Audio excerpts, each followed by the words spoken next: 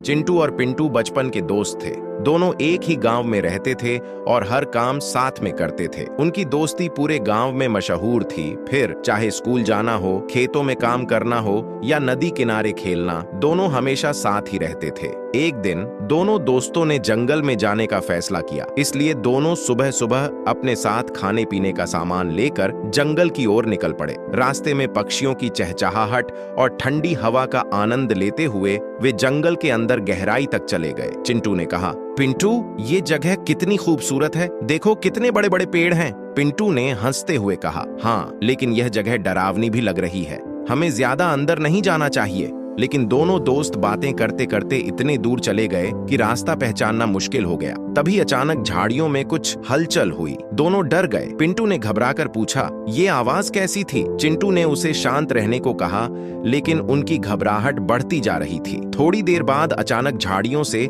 एक बड़ा भालू निकलकर उनकी तरफ बढ़ने लगा। भालू को देखते ही पिंटू ने अपनी जान बचाने के लिए दौड़ लगाई और नजदीक के एक पेड़ पर चढ़ गया और ऊपर से चिल्लाने लगा, चिंटू, तुम भी जल्दी पेड़ पर चढ़ जाओ। लेकिन चिंटू को पेड़ पर चढ़ना नहीं आता था। चिंटू ने खुद को शांत किया और तभी उसे किसी की कही बात याद आई कि भालू मरे हुए लोगों को नहीं खाता। उसने तुरंत जमीन पर लेटकर सांस रोक ली, जैसे कि वह मर गया हो। भालू चिंटू के पास आया और उसे ध्यान से सूंघने लगा। चिंटू की सांसें थमी हुई थीं, लेकिन उसका दिल जोर जोर से धड़क रहा था। कुछ पल बाद भालू ने चिंटू को सूंघा और उसे मरा हुआ समझकर वहां से चला गया। पेड़ पर बैठे पिंटू ने जब देखा कि भालू दूर जा चुका है तो वह नीचे उतरा और चिंटू की तरफ भागा। उसने हंसते हुए कहा, यार, वो भालू तुम्हारे कान में क्या फुसफुसा रहा था? ऐसा लगा जैसे उसने तुमसे कुछ कहा हो। चिंटू ने गहरी सांस ली और धीरे से मुस्कुराते हुए कहा, भालू कह रहा था कि जो दोस्त मुसीबत में साथ छोड़ दे उसे दोस्त मत मानो। यह सुनते ही पिंटू का चेहरा उतर गया।